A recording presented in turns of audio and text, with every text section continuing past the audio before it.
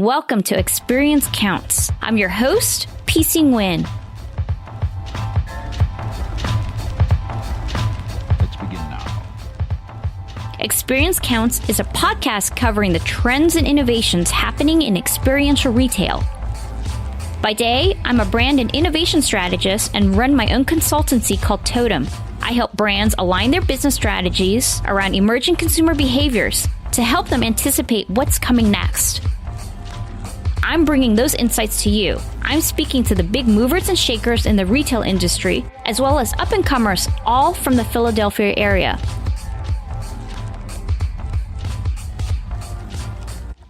Today we'll be talking about two of my favorite topics, digital and tech. Specifically, we'll be learning about how digital and tech are really important for brands when they want to better connect to their customers. Two brands that are doing these really well and who we'll be featuring today are Honeygrow and Ubiq. You'll be hearing from Ubiq later in the show. You've probably seen all the Honeygrow stores around the city, and if you haven't been inside yet, you're missing out. The food is so good. They serve salads, and they have stir fries, and they're really all about using tech. We have Keith Fitzgerald, VP of Technology at Honeygrow, with us here in the studio to tell us more about the tech element. Where I'm really interested in data is understanding about, what our guests, how our guests dine with us, how frequently they dine with us, what are their interests in food, and how can I use this to, yes, marketing, but also, better personalize how we're communicating with them. So, for example, if we were to run a campaign or an Instagram campaign about one of our new bowls or seasonal dishes.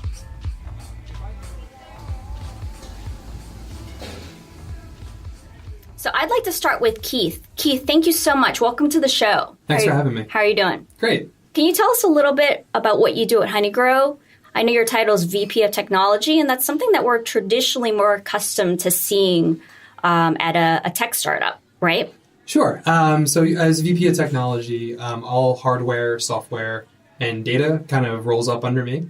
Honeygrow is still very much a tech startup in a way, even though we are in the restaurant space. We do a lot of pretty exciting things with technology.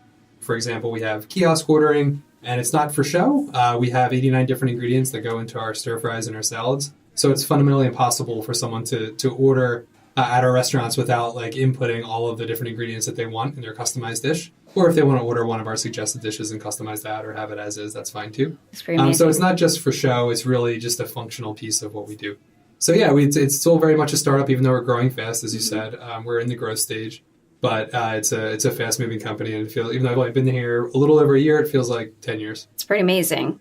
And so Honeygrow, speaking about those kiosks, you guys were the first ones to use, one of the first companies to ever kind of bring that, and that was back in 2012, which is pretty crazy. And we're seeing how, today, this is the future in sort of restaurants and even fast casual. I was seeing yesterday on TV, there was a commercial for Little Caesars, and they had a digital locker where you can actually, punch in your QR code or a code and get your pizza from this interface. And, when you go to the airport, you're seeing tablets kind of everywhere, right? So people are, a lot of people are saying that this is really the death of customer service. What do you think about that? Because you guys rely exclusively on these kiosks. How are you using that to actually bring more to the customer experience? Sure. I'm really passionate about our guest experience on the kiosk. A lot of kiosk technology that we see in space is what I call kind of like a bang bang sort of kiosk. Like I'm going to smash some buttons and I'm going to get a cheeseburger on the other end of it, which is great. I mean, that certainly has its purpose, and that might work for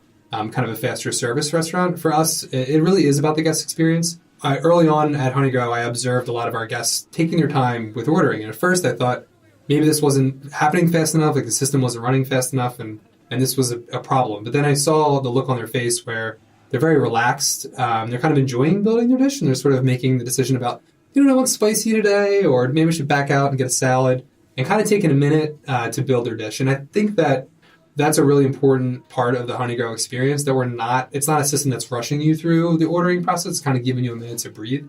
And the facial expressions that I see on our guests are kind of relaxed, and they're enjoying the experience, kind of like a shopping sort of thing. So it's a real big difference in how we use our kiosks. Right. So that personalization aspect is part of the customer experience. Absolutely. Yeah. We're heavy into dietary preferences and making it really clear, the different aspects of our modifiers, whether it's vegan or gluten-free, and everything that goes into it. Now, what about this mobile app? You guys just launched that earlier this year. So I'm curious, what considerations did you take when you were developing that app? So it's a bit of a pragmatic approach to our app right now. We have some really exciting things coming out very soon, where it was just kind of replatforming onto an application that gave us a better access to the data behind it, how people are using the app, also just more a reliability factor in terms of the ability to rapidly reorder your dish. So I kind of think of the kiosk sometimes as the best way to explore a menu and to build a dish. And then the app is sort of like your remote control to sort of reorder the dish. Just because you can't capture a 22-inch screen experience with these high-res photos of all of these beautiful ingredients versus the app that's just kind of on your phone, and it's sort of you just want to rapidly reorder and do a pickup. And how are you building engagement with that app? We're building engagement in kind of a bit of a unique way. We have a static loyalty program. I don't use static in a boring way. It's more about like your traditional spend X kind of get Y sort of loyalty program. The more you dine with us, the more rewards you get. We have different levels of membership, and we do kind of some surprise and delight campaigns at the highest level. But we're also launching a variable-based reward system that ties the app to the kiosk. And what that really does is when you order at our kiosk, what's going to happen is you get your text message to let you know that, chill out, we'll text you when your order's ready. But in that time between when you order and when you get your food, it's a really engaging time for the guest. You're looking at the sights and the sounds of the restaurant, the smells, who's there, is it crowded, all the things that are kind of going on. But you might be looking at your phone too. So we're going to start playing with that time to whether it's kind of like a gamification sort of thing or a couple of different ideas that we want to experiment with where the guest can be, have a chance to earn some extra loyalty points by doing some things or some experiential things even inside the restaurants with augmented reality and some other ideas that we have rolling out. Oh, that's really cool because that time that they're sitting there is that moment to catch their attention and actually build some emotional connection with them, right? While they're waiting for the food. Yeah, and the variable-based rewards, there's a lot of studies on this, and I'm really interested in it because, I do love Starbucks. I drink a lot of coffee, although I do support my independent coffee roasters as well, predominantly when I can. But, I don't shop at Starbucks solely because of the rewards. I kind of just use it when I'm on the go and I just need a fast coffee because I'm a coffee addict. But what I'm really interested in is like something that makes people want to come back, The speed and convenience is great, but I want things that really get people excited about wanting to come in and try something new and see what happens. Yeah, and the idea too is sometimes they're back on the app. Hopefully, even if they're not planning to order food, they might come in and check something. Right? Yeah, and I like the concept of a ping pong sort of effect between the kiosk and the app and the restaurant, where they all sort of feel like one and not really three independent kind of things going on. It kind of blurs those lines, and I think kind of brings it all together. It's cool. That seamless experience is really important to, from one to the next, when you step outside the door to actually being on the app. Right? Yep, absolutely. Now, how are you using data to create better experiences for customers? We're seeing in this, I think 2018 is the year for controversy around data, right? Around Facebook and Google and how they're using our data. But how are you actually using that in a positive way to give better experiences? That's a great lead up to this question. I'm really passionate about data and the simplicity there are simple things that you can do with it to increase customer behavior. So there's all kinds of crazy marketing campaigns you can run and all these kinds of things that sometimes maybe feel a bit intrusive or like, how the heck did these guys know that this happened? Where I'm really interested in data is understanding about how our guests dine with us, how frequently they dine with us, what are their interests in food, and how can I use this to, yes, marketing, but also better personalize how we're communicating with them. So, for example, if we were to run a campaign or an Instagram campaign about one of our new bowls or seasonal dishes, if I know that someone's veggie or plant-based diet, I'm running a campaign with a beef stir-fry, which is delicious to me because I'm not vegetarian. It would not be delicious to them. It's not appetizing. It's very much a turn-off. And, that's not really on brand for us. We want to make sure that we get like the best pictures in front of people and get them excited about whatever we're promoting. And I think it also, yes, it's better marketing, but also it speaks to the concept of, we want to know who our guests are, and we want to put things in front of you that are appetizing and look pretty and are desirable to your preferences. And it's convenience that rules. For right? Sure. Yep. Which tech or digital trends are you seeing in other industries that you really want to integrate into the Honeygrow customer experience? In other words, like how does your industry allow you to be creative with tech? Restaurant tech is in some ways kind of new and somewhat archaic. Like I was just at a conference. I had a conversation with someone who runs tech at Long John Silver's, which is not a brand that I personally shop at, which is kind of funny. But they have such old tech. He's dealing with computer systems that are 15 years old and all this the complete insanity of managing that. And I thought about how lucky I am to work for a company in the restaurant space that is very forward thinking when it comes to technology. I mean, we're definitely one of the ones that are towards the forefront and a bit aggressive on how to use technology. But I think we also have the right approach where it's all about, we have some phrases like useful innovation is one of my favorite ones, where we're trying to be innovative, but in a really useful way. And I always say that technology is really just a delivery vehicle for an experience. It's not really about technology. You see a lot of things running around that feels a bit like technology for technology's sake. It's a turnoff for me, and it's a turnoff for our company. And then also, I'm really lucky that Jen, our chief brand officer, and Justin, our CEO and founder, are also very forward-thinking minded, sometimes even more so than me. I kind of have to rein them in. But that's like a fun problem to have for a technologist. Well, I see that you guys are using technology in all sorts of ways, from the kiosk to the mobile, but then you have like even art projects right in the stores. Yeah, we do. We have murals from different artists, local artists that we feature at all of our stores. We've had a lot of conversations about trying to do more experiential things. Again, back to that whole like kind of 360 view of the blur between technology and art and in our experience and how we bring it all together. So stay tuned on that. Can you give an example of something that you've done for the tech and art? We haven't done it yet, but we have, back to augmented reality, we've had a lot of discussions about augmented reality. There's too many ideas, and they're all great and really fun, but also, again, back to useful innovation, some meaningful ideas. I don't know which ones are reality and which ones aren't yet, but just we will be using that to our advantage very soon. I think it's a really cool way to make things happen and create a dynamic environment in a restaurant where it's not static. There's movement. Like when I can come in, and if there's some kind of augmented reality piece, you never really know what it could be, which I think is really fun and a reason to come in. A lot of people in our industry talk about meeting the guests wherever they are, which is getting your app out there and letting them order outside your four walls. But I think the other side of the coin is really bringing them in, and that's the most important part. If I didn't want to be in a restaurant, I don't know how frequently I want to order ahead from there.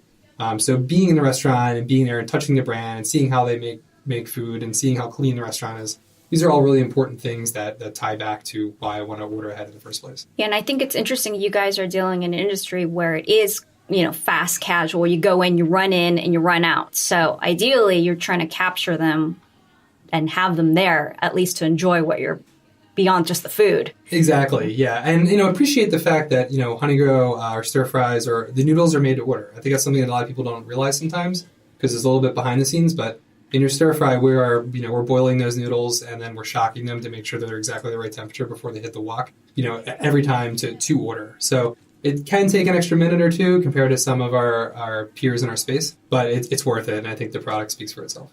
This has been an awesome conversation. This is very insightful, and I'm very happy to see that you guys are doing all this cool stuff. I'm very excited to see what you do in 2019. 2019 is a big year. We spent a lot of this year focusing on our foundational layer of how we operate so that we can have a launch pad to do all the crazy technology things. So my theme was kind of turning technology into like more of an offensive weapon than it has been. So we're kind of excited to really sit down and get to wield that in the next year. Cool. Well, thank you so much for coming on the show with us and sharing all these insights. It's been awesome. That was great. Can't wait. Thank you. See you. That was a really great conversation with Keith. Let's jump over to our next guest, Daryl Harris, the marketing and social media manager of Ubiq, and Kyle Riggle, who's the brand director there. Ubiq's one of the premier streetwear and sneaker boutiques in the country, and their flagship location is right here in Center City, where they've been holding it down for almost 2 decades. I think what's so important today is continuing to innovate in those ways, right? There's never really been a time where, as a small brand, we have the ability to be so loud. So now I'd like to move the spotlight over to Daryl and Kyle at Ubiq. So thank you guys for coming in today. Thank you. How are you today? Good. Good. Thank you for having us. Cool. Let me just say the Walnut shop is really, really cool. There are 2 floors. If you guys haven't been there, 2 floors of all these great things to check out. It really reminds me of the way of like a museum meets like a house, the way you guys have designed it. I think it's really cool. There's lots of things that you can see. It's really an interactive experience, which is what really caught me and made me stay there for longer than I actually thought I would be, just checking out everything. You know, it's really, really cool. So congratulations on that. Thank you. So I wanted to dive first into the most obvious tech component that you have there in the store, that store specifically. You have a wall there that has a TV. Can you tell me more about the thinking that went behind that? Sure. Yeah, it's the Atlas publication wall that we have on our second floor at the Ubiq Walnut location. And on that television, we create the content that goes on it when we travel the world for whatever reason it is. So whether it's a pop-up we do in LA or if we go to Paris Fashion Week, whenever we go out of town or to these major cities, we like to capture content within our team and bring it to life ourselves. Also, we like to highlight the cities and places of where our brands are founded and where they're from and where they're inspired by. So with that wall, we get to show a story the way we want you to see it on the wall. Our mantra is actually Ubiq and the world over. So to bring it all together, we use the Atlas publication wall to show you parts of the world. And around the TV on the wall is city guides for many cities, our city, Philadelphia, Washington, D.C., a city where we have a second location, and cities all around the world, cities in the United States, and also around those city guides are publications from different parts of the country, from different countries, and it just kind of brings the world into one centerpiece in our store. No, I think it's a really cool idea because you have the content along with the streetwear and the shoes, right? So you're kind of bringing this whole storyline together. You're building a story right, with that content. And are you putting that content on your social media? Yes. Now, some of the content does actually make our social pages where we'll take like the same video, it'll hit the social and say, come check it out at the store. Because it's a different experience seeing it at the store. But if you're from California and you can't make it to the store, you do have the opportunity to see it on our social channels. Right. And talking about social channels, like, you know, you guys serve a group of consumers who are primarily young. Obviously, you know, sneakerheads and streetwear people are all ages, right? But there's a lot of like younger generation. They're just kind of lining up, you know, for drops and things like that and other exclusive launches. So how are you guys catering specifically to sort of this new and upcoming generation, I guess Generation Z, because they are digital natives, right? Which is different from the millennials. So what are you guys doing for the next generation? Well, early on, we kind of discovered that our fan base are really conversational. They like to talk. They like to talk about the shoe, how it's designed, what it's made with. So we just figured out a way to talk to our consumer in a really relaxed way. And we did that through Twitter. So we got our customers engaged on Twitter to a point that they have their notifications on just to see what we're about to say next. So at any point, if we put a drop up, it's everywhere within the sneaker community in our area, around the world. People know that we're releasing something. So this past week, we've done some drops in the store where people were able to come to the store, grab their size specifically. And because of that, people around the world started talking, oh my gosh, I wish I was in Philly. And then the people in Philly just made their way to the store. So it caused a big chaos in the community of sneakerheads and fashion heads, but it gets everybody engaged. I think what's important there is the fact that we're tying those two experiences together. The way that we look at social is that it's just an extension of our store in some sense, right? So there's a lot of data that suggests that a lot of in-store purchases still start digitally, right? So for us, that means that the reason people are coming into our store might be for that really big drop, right? But it might be because we posted on social and we posted on social in the morning and you saw it when you woke up and the content you saw was unique because we created it.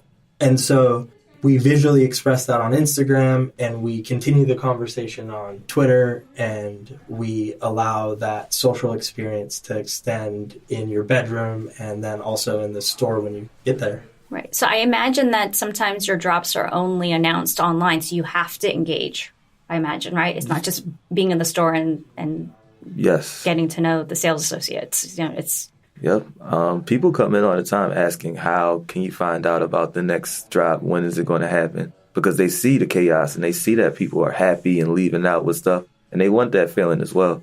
So our sales associates on the floor are trained to say, follow our social channels. So looking at your Instagram account, I saw you guys have a few 100,000 followers, which is amazing, obviously. So what are your strategies to building followers, especially when people are not here in Philly? I imagine most of them are not here in Philly, if I can assume that. Right. So our strategy was the same thing as just keeping everybody engaged. It kind of gets the community talking, and it expands our growth. So as we do things for just one local person, they blast it to their however many people they have, and their friends see that. And then the community becomes bigger, bigger, bigger. And as well as us being surrounded by 3 to 4 colleges, the kids, once it hits the school campus, It goes crazy. And it goes outward, right? Because the friends that they're talking to on campus but socializing with are back home, right? So they're able to bring us a lot of new followers. It's that word of mouth, again, like in person, right? But contests, word of mouth. There's a number of different ways that we drive social media traffic. I think what's so important today is continuing to innovate in those ways, right? There's never really been a time where, as a small brand, we have the ability to be so loud. In what other ways is Ubiq planning to use tech and digital to bring the store experience to life? Yeah, so this is a constant kind of topic of conversation internally for us. I think mending the divide between in-store and digital as much as we can is the move for us. As we expand kind of our brand list and the retail partners that we work with, we want to go to a more curated in-store experience, but continue to offer our entire inventory digitally. And so, I think that has the potential to get dangerous. We have to figure out what the right mix is, but those are things that we're thinking about. We're really interested in kind of the model that Reformation on Bond Street in New York has brought to the table with this pretty heavily digitally focused retail experience where, you can shop and try things on through curated fitting rooms, but you kind of start your cart digitally when you walk in the door, and that cart digitally follows you through the store. They use text message really well. They're doing a lot of things that are impressive and, worth exploring, I think, in today's retail market. But, I think continuing to drive good conversations through social, continuing to partner with other Philly brands to drive a message that, we can both get behind, that's Philly, is super important. We've really focused on that this year and have done some great stuff with Federal Donuts, with Rival Brothers Coffee. There's more in there too. And we'll continue to kind of drive those conversations. We're big proponents of this idea that, in a city, good retail drives good retail. And right. And so, we can work with P's and Q's and Lapstone and Hammer. Those are all things that we would love the opportunity to do. And so what sort of tech kind of innovations that you've seen out there that you would love to incorporate, even as crazy as they are? For me, I think the retail model, the way we know it, is a bit flawed, right? There's too many steps in it. And so I think that we need to go to more of a flawless experience, right? Where you walk in and there's not really a designated spot to check out, but there's multiple points throughout the store you can check out. I would like to be able to, this is a bit dreamy, but I would like to know my consumer better, right? My data suggests I should, because I email them, I talk to them on Twitter, and I know their family history because I can see every picture they've posted on Instagram since 2010, right? But yet when they walk in my door, they're a stranger. And so there's something to say about kind of figuring out how to tackle that gap. Yeah, hopefully AI, right? AI is able to recognize our faces. They maybe start to recognize affinities. Yeah, AWS is doing some really interesting stuff around that specifically, but I think there's easier ways, right? We share data pretty easily across different channels online. Mm-hmm. And so there's something about just being able to get real-time access to someone's data when they walk in. Right. Right? Whether that's through a push notification, a text message, or whatever. And if that then is able to be fed to my sales associates via a tablet or a phone, I can provide you with a really good experience because we get rid of a lot of the small talk. Yeah. Right? Yeah. I did a project a few years ago on the future of loyalty, and it definitely was about, when you walk through the door, okay, that person, whatever technology recognizes you and then serves you up like your drink of choice because it knows you order that every time you walk into this place, So it's like even like beacons. So we're combining all of these like technologies we've been hearing about into sort of like this new like crazy personalization, but it's also for the customer experience. Yeah, and like the way like the e-commerce and the brick and mortar has been sold to us is like this dichotomy, right? And like the truth is like they don't work without each other. And so it is figuring out like how to make sure those opportunities are kind of seamless to service people in the best way you possibly can, right? And I think it's what you guys are doing is so interesting. What fascinates me about the streetwear industry and shops and just retail in general, because we're hearing so much about how stores are closing. And in fact, there's actually a lot of stores opening. We're seeing a lot of online stores that are opening stores, brick and mortar stores. I think what you said about these kind of behemoth online retailers being humongous but still understanding they need brick and mortar says it all, right? Yeah. I mean, Amazon is opening up stores like crazy. Alibaba is opening up an incredible amount of brick and mortar. Right. So, I like I said before, I think it's really trying to figure out how to mend the two. Yeah, and they're complementary. They're complementary. Right? Like Nordstrom's is doing that as well. They're opening sort of like the local stores, which are more about like services rather than the actual product. But they're complementary to each other. Totally. Cool. Well, thank you guys. This has been an awesome, awesome conversation. And thank you for coming in to chat with us. Thank you. Today. Yeah, thank you for having us. Thank you. If you haven't yet, make sure to download the Honeygrow app to order some of their really, really tasty salads and noodles. Their Instagram is @Honeygrow. And also, if you haven't yet, stop by the Ubiq store on Walnut Street. Their Twitter and Instagram is @UbiqLife, and their website is ubiqlife.com. It mixes, it ranges. Sometimes it could be an interview form, or it just be like a video showcasing clothing, model form. It just depends on however we feel like displaying it or telling that story at the time. So it varies. If you like this episode, make sure to subscribe to Experience Counts. We have some really terrific guests shining the light on different aspects of retail experiences, and there's going to be something new for everyone. Please go to Apple Podcasts, Google Podcasts, or wherever you find your favorite shows to give us a review so that we can get recommended to more people. Experience Counts is a production of the Enterprise Center's Grit Studios, which provides resources for minority entrepreneurs in Philly and the surrounding region. Also go to the Enterprise Center's LinkedIn page so you don't miss out on announcements of our next episodes. And from there, you can share them with your friends and colleagues. See you next time.